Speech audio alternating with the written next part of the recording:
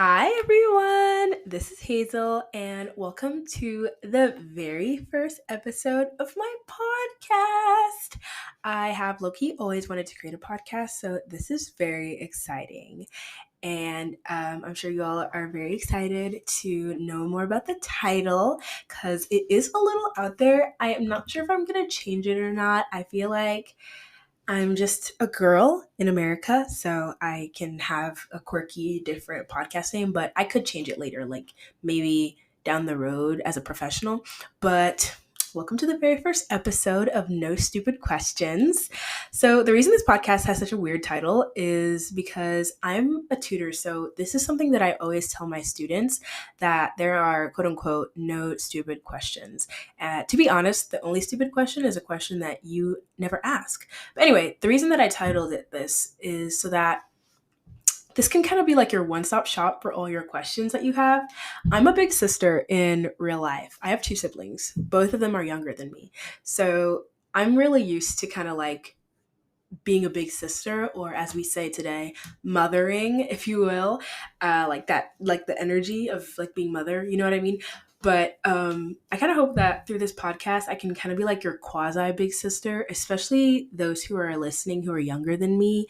I really enjoy having that like kind of responsibility, like having people look up to me. I don't know. I think it's the big sister complex, but yeah, I don't know. This is where you can ask your questions. All the titles of the podcast are going to be questions as well, like questions that you probably have been asking yourself, but just you need somebody to answer them. So, anyways, we're going to be answering all questions here, even the silly ones.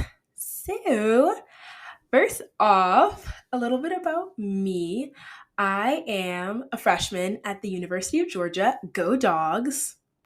I was debating like sharing what school I went to on here, but then I was like, I'm 19. I can handle the haters. Whatever.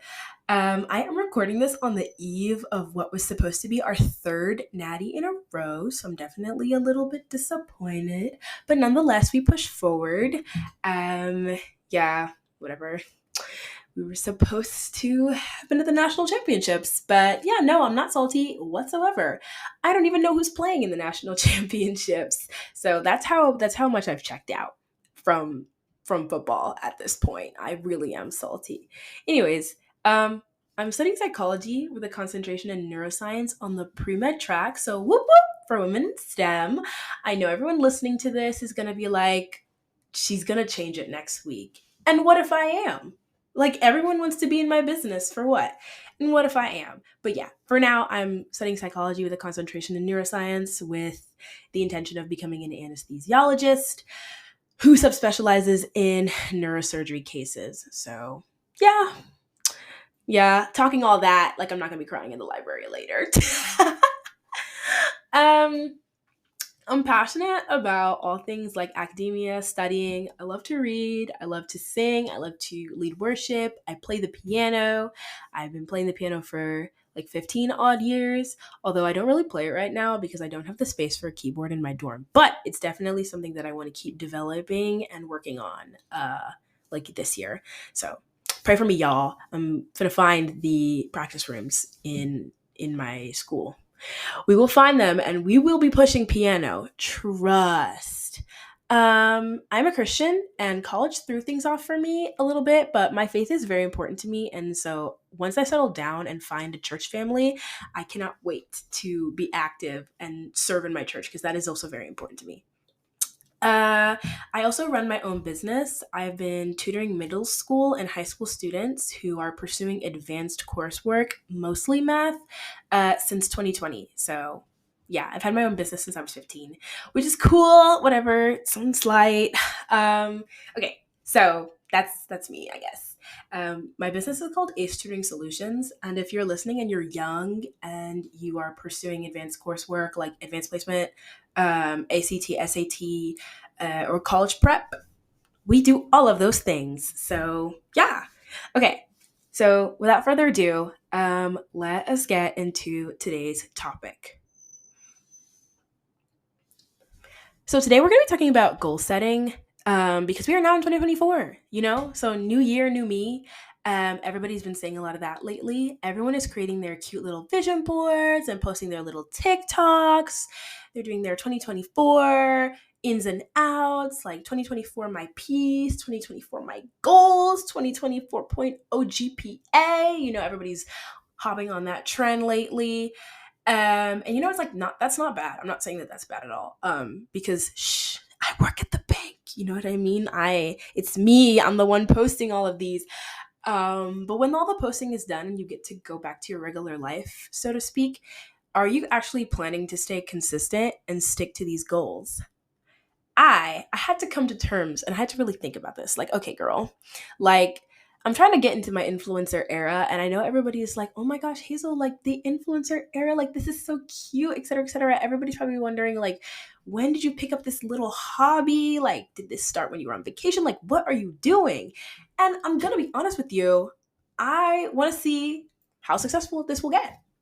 Everybody needs a new hobby. In 2024, my hobby is to start making money from my social media. I'm on it enough, might as well profit from it. So if you see me posting my little influencer stuff, just know I'm in my bag. Anyways, but yeah, I was like, oh my gosh, I actually have to put my money where my mouth is and practice what I preach and really actually stay consistent with the goals that I say online that I want to pursue. Like, if I'm just trying to pretend to be like that girl or anything, like it's fine to cosplay as a girl who has her life together. But me personally, I don't want to like pretend to be that girl. I want to be that girl on and offline. You know what I mean? So today, we're going to talk about the 4 steps that I am personally taking to stay consistent with my goals in 2024. And the reason that I'm making a podcast about this is because I know that that will help you guys as well. Because if you're like me and you're young and you're ambitious and you want to get your goals achieved, and you're driven and you know you want to be successful, but you just don't have like the roadmap. No one in your life is at the place where you want to be. Yeah, we're going to do that together. Trust. In 2024, we are going to be set on business. We are going to create goals that we don't just yap about, but we're actually going to be consistent. So yeah, 2024, what? 2024 is our year. And it's not like our year in like a fluffy, superficial, rah-rah cheerleader type of way. No, it's literally our year. Like when you speak something out and you frame your reality with your words, that is the shape that your reality takes. So when I say like 2024 is my year, because I'm not about to speak for y'all got to do your own framing. But when I say 2024 is my year, that is what I'm speaking into existence. You feel me? So I'm not saying 2024 is our year just in like a hype way. You know what I mean? Like I'm genuinely like prophesying like 2024 is my year. Okay. So without further ado, let's stand on business. Let's get into it. So, number one way to stay consistent in 2024 is to create specific actionable goals. My dad calls these SMART goals, but I didn't want to copy whoever made SMART goals, so I decided to make my own. But yeah, you want to create specific actionable goals, basically goals that target each area of your life in which you want to see improvement. So my family, when we do goal setting, we write down goals for each area of our lives. We do our spiritual life, our faith, because that is number one. And even if you're not quote unquote religious, I think that, well, first of all, I don't even know. Okay, what am I trying to say? Even if you're not quote unquote religious, which I don't consider myself religious, pursuing a relationship with Christ is part of everything you do in a relationship with Christ is not because you're trying to do religious practices. It's because you're trying to do things that you're trying to become more like Christ, right? So I'm not religious either. So we're on the same level. But if you're not quote unquote religious, you don't have a religion, you don't follow anything, right? Your spiritual life, your soul, your body, your mind, your spirit, the person that you are should be number one to any work, any school, any goals. You have to be whole before you can, like you have to be a whole person before you can do anything, right? Capiche? Okay, so you do your spiritual goals, you do your academic, your financial, your health goals, your family goals, etc., etc.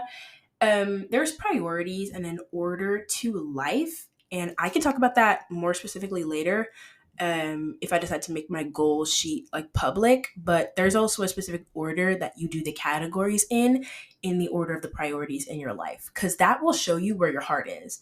If like money comes first, that just shows that you're the type of girl who would turn out for money and like turn your friends out or turn your family out for money. And that just shows where your priorities are. So that's also like very important, is that indication of, okay, I'm putting these goals in a level that is healthy, in a balance, in an order that serves me and my mental health and my life and the balance of my relationships and everything that I'm going to pursue this year. Anyway, after you've written down these categories, you want to make each goal as specific as possible as they go into each category. So let's say like health and physical, right? Physical fitness. That's very important to me. I'm a runner. I'm getting into Pilates. I tried a Pilates workout the other day. It kicked my booty. My legs were shaking. I don't even think they should have been shaking like that, because when I do RDLs with 20-pound weights on either side of my hands, that I would expect to have me trembling a little bit. I did 15 push-ups and I wanted to pack my mat up and go home. So as you can see, we have a lot of work to do this year. But like, let's say I'm like, okay, I want to go to the gym more in 2024, right? That is not specific enough. I'm going to go to the gym more than I did last year, but I went to the gym like 3 times last year because I had gym anxiety every time I went to the Ramsey gym at UGA, because it's full of fitness bros and I cannot stand fitness bros. Anyways, I went to the gym like 3 times, right, in 2023. So if I say I want to go to the gym more in 2024, I'll go like 5 times. And technically, I would have achieved that goal. But that's not how I want to live 2024. I actually like want to work on my physical fitness, work on my body. So I'm going to turn that weak goal, because that's weak, into a stronger goal. That's like, I want to go to the gym 45 minutes each time I go 3 times a week. And even further than that, right? I'm now going to create a plan. I'm skipping forward. You didn't hear that. Anyways, I'm like skipping forward. Anyways, shh, you didn't hear that. But yeah, I'm going to create a specific goal. It's like, okay, I want to go 3 times a week, and each time I go, it's 45 minutes each time. I can't leave until it's been at least 45 minutes, right? Just to like keep me from rushing the sets or haphazarding the sets, you know what I mean? And like not actually working toward my goals. But this rule applies not just to your body goals or your fitness goals. It's like a rule of thumb in general for any type of goal that you're creating. Let's say you want to save or you want to budget better, right? And you're like, oh, I just want to like save some money this year. Like I want to buy a car. So I'm like, okay, I want to save some money this year. Sure, I might save $100 more than I saved last year, and I would have achieved my goal because I saved some money. Put the sum of money you want to save down on that goal sheet and work toward it. You're like, okay, I'm going to save $5,000 this year. What does that make you do? When you get that check in the mail, it makes you put money towards your savings instead of spending it all. You know what I mean? Like, and even further than that, I said, I only want to spend 20% of my earnings per month and put the rest into savings. Pray for me, y'all. That's going to be hard. Sorry, I just took a sip of water. But that's going to be hard because I like to spend money. But if I create a goal to spend only 20% of my earnings per month, that means when my money comes in from my business, because I don't have like a job, but when my money comes in from my business, I'm automatically going to shell 20% off the top and be like, this is the budget. And then I'm going to make a list of everything I want to buy and be like, okay, do I need this month or can I wait, right? It makes you like for real commit to what you say you're going to do. Number 2 way that you can stay consistent in 2024 is to, after you've created these specific goals, create a plan for how you're going to meet each goal. So yeah, I said I like skipped forward, but now I'm coming back to the gym example. Let's say I was like it was daunting to just go from 0 to 100. Like I haven't been working out. I'm not a regular at the gym. All of a sudden I want to go to working out 3 times a week, right? And so if I set up this unrealistic expectation for myself, then I'm going to end up beating myself up over failing to meet it because you're going literal cold turkey at the gym, which is a scary place. Anyways, but yeah, so if I'm doing that and I'm like, okay, how do I make sure that I'm going to stick with this thing? That's when you literally create an entire workout program for yourself or buy one, but I wasn't about to do that. You just search if you search like workouts for like certain muscle groups or whatever, like on Instagram or on TikTok, you will find the workouts you're going to want. And then you watch the person do it and you're like, okay, I could do that. You write them down, you put it together in your notes, you take that notes to the gym, you get busy, right? But yeah, I could do a whole separate episode on the gym alone because as I'm getting into it, it's starting to get fun. Like I'm making it my personality.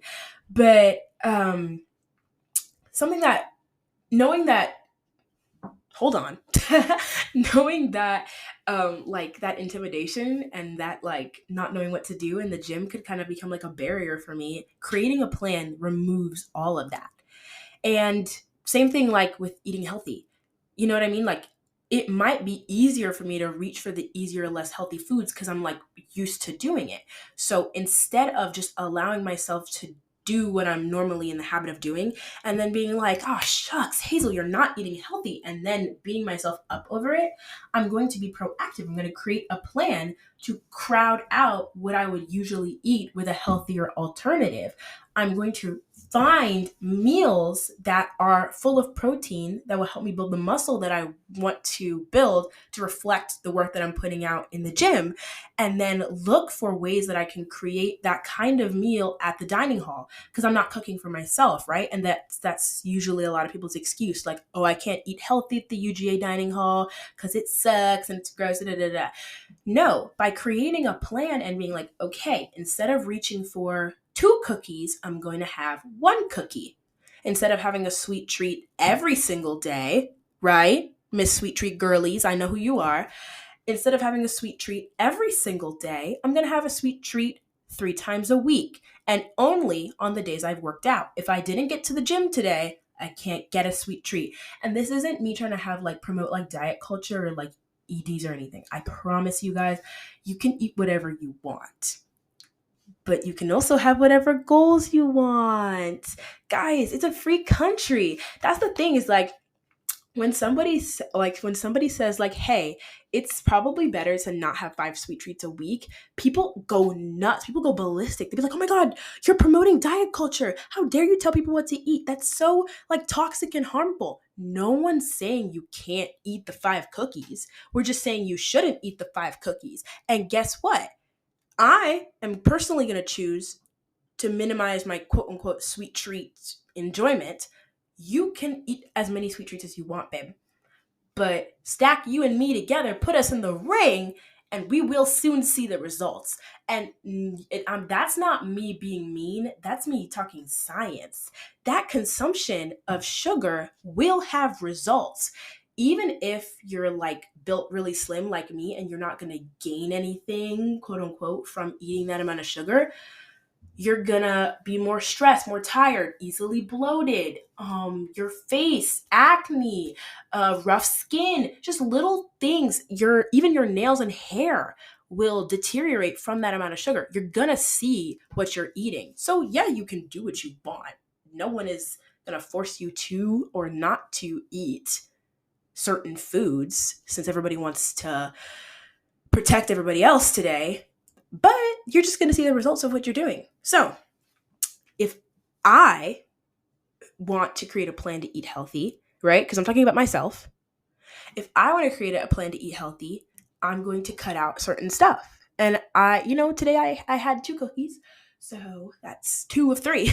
So no more cookies for the rest of the week. But that's the plan. That's definitely the plan. And that is how you should approach all your goals. Is like, okay, this is my plan. This is what I'm going to do to achieve my goals. Instead of hoping, wishful thinking by the end of 2024, something happened, I'm going to put this plan in place and I'm going to achieve those goals. Okay, so Number 3 way that you can stay consistent with your goals is to have a little check-in with your goals, with your goal sheet at the end of every week, at the end of every month, and at the end of every quarter, 3 months. So, the reason that I've made this rule, and this is for myself, is because many of us set goals at the beginning of the year and then forget about them, like me, and then only to pull the vision board or the list back out at the end of the year and be like, oh, oh, that's not right. Like, wait, oh, I had a goal to do this and I didn't do that. Like, for example, I had a goal to save $2,000, but I was sitting at 800 in my account. Like, that's not. So this year, I was like, okay, I need to make it a habit to check in with my goals because, like, goals, it's not a crime to check on them. It's not a crime to look at them, and it's not a crime to remember them. I don't know where I got this weird mentality that you just put the goals in some place and you just leave them. I actually do know where I got it, but I don't have time to go into it today. But anyways, it is not a crime to look back at your goals. It is not a crime to make your goals like a checklist instead of a wish list. So every week, I'm going to be checking in on my goals. And I got this idea from a podcast. There's like this very successful millionaire I listen to who checks up on her goals every single Sunday as a way to start out the week. Like she has a date with herself because you can write that off as a business expense if you're doing business work at a coffee shop or you went out to dinner, whatever. She's married, but she does this with herself. She goes on a date with herself. Solo dating is very cute, by the way, and we need to push solo dating. She solo dates and she checks in with her goals, and she's like, okay, what did I do this week that got me toward my goals? And what did I do this week that was a net negative? And how can I increase the activities that are forward moving? And how can I decrease activities that are pushing me back? Guys, this is a game changer. If you actually make it a priority to make your goals into a checklist, you're like, I'm checking these off. I'm not just, oh, I hope at the end of the year I'm like, got 16 extra pounds of muscle and I have abs and a six pack and I'm this and I'm that. No, you need to start working toward them. So let's say that is your goal because it's not bad. Let's say that is your goal. Every single Sunday, you're going to check and you're going to be like, okay, what did I do this week that is pushing me toward my six pack? It's apparently not healthy for women to have a six pack, so I'm not talking about myself, but what am I doing to push me closer toward, my six pack, right? I ate this protein rich food. Okay, Hazel. Okay, period, right? But I didn't finish my last ab workout. Uh-oh. Okay, so next week when we go to the gym and we hit abs, we're going to finish the set, right? Right. And that's it. You don't have to shame yourself. You just have to call yourself higher. Just call yourself higher. She also checks in with her goals at the end of every month, I'm sure, as well. I think. Where am I going with this? And then she also checks in with her goals at the end of every quarter. I'm trying to keep this as quick as possible because I'm looking at my timer and I'm like, it's been like 20 minutes. But millionaires, very successful, high-achieving people, have a different calendar than the rest of the world. Obviously, because they're millionaires and we're not. There's something that they know, right? This isn't a political statement on taxes, by the way, before everybody goes, well, it's because they're taxed less. Okay, anyways, they somehow made enough money to get there, but millionaires live on a different clock than the rest of the world. They structure their year in quarters. I've never heard someone use the word quarter outside of a business as much as I've heard my parents use it in the last 3 months, which is quarter 4 of 2023. They have been taking classes to learn what millionaires know, because I don't know about you, but I would like to be a millionaire, ideally. So I sat my butt down and I listened. But they structure their year into quarters. So every 3 months, every 12 weeks or so, right? Because we have that odd calendar, but we have a leap year this year. So we are pretty perfect. Every 12 weeks is the end of a quarter. And at the end of a quarter, your goals should change. And they should either change as though you achieved this goal and now you're moving forward, or you're scaling back based on new situations, new developments. Even maybe you've completely shifted the trajectory of what you want to do, and now you're moving in a different direction. But you should not have the same goals throughout the year. By forcing yourself to complete your goals in a 90-day period, you are going to be so much more productive because you're like, the time is ticking. When you have 300 plus days to do something, you're like, oh, I didn't get to go to the gym in January, but I can definitely start in February. And then February ends, and you're like, I can start in March. And then March ends, and you're like, oh my gosh, I haven't been to the gym yet. But if your goal is to work out 3 times a week, by March, like I'm saying this for me, by March, I should have it down packed. It shouldn't be something that I'm like, oh my goodness, for the first time, I'm making it to 3 days. No, it should be like clockwork. Like everybody who knows me knows. Where's Hazel? She's at the gym because it's her gym day, Monday, Wednesday, Friday. You know what I mean? And so at the end of March, it's like, okay, now it's time to take it up to 4 days. Now it's time to take it up to 4 days. My goal should change. Does that make sense? Yeah, guys, this is so good. This is so fun. And my mic is like sparkly bubblegum pink too. Like, I'm having so much fun. The fourth and final way that you can stay consistent this year is to get an accountability partner, which is hard for me because getting somebody to check up on you and hold you accountable is 2 things. Number 1, it's humbling because you have to admit to someone that you are not where you want to be and you need their help to get there. Number 2, they up in your business. You could get called out and you're asking them, like you're giving them permission, like, please call me out if I don't do XYZ. And then they're going to hold you to it. I have so many people in my life that could like call me out, and they do regularly. You should have people in your life that are actively trying to call you out. But getting an accountability partner means you're opening yourself up to that. And so when you think of the person that you want to be your accountability partner, you need to think, okay, who in my life has what I want already? Do not pick someone who is doing what you're about to do as a goal as well as an accountability partner. So for the gym example, don't pick someone who also wants to start working out 3 times a week as an accountability partner. Okay, loaded example. Yes, you can, because you guys will both be there together. You guys can both like keep each other accountable in that way. Like, hey, did you go to the gym? Yes, I did, right? But if you want to grow muscle, go find someone who has what you want and ask them to keep you accountable.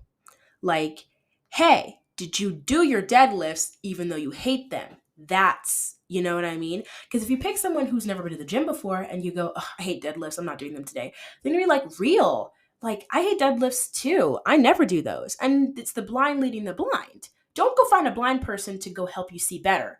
You need to find somebody who has already achieved what you want, already has what you want, and that needs to be your accountability partner. So for like, if you're seeking mentorship in like an academic space, don't go call your friend who also cries in the library with you at 3 a.m. and be like, can you keep me accountable and make me study more? No, go find somebody who has taken that class. Ask them if they could sit down with you for coffee and just pick their brain and be like, hey, I noticed that you did XYZ in this class. Like, what is your advice? How can I stay consistent in studying more and studying smarter this year? That's the kind of accountability that you need. Do not rely on your own willpower just to accomplish your goals. You need to find other high value individuals who are willing to walk alongside you as you check all of your goals off this year. Y'all know this TikTok that's like, if there are 5 foolish people around you, you've actually counted wrong. There are 6. That's literally the law of like surrounding yourself with the right kind of people. If you are trying to achieve a certain goal and you're trying to get to a certain place in your life, like for example, you're trying to work out more, Don't surround yourself with people who can't stand working out, complain about it, etc., etc. And not everybody has to be a gym girly, but if you do want to be that, you need to now find other people who are trying to do that as well and go in that direction.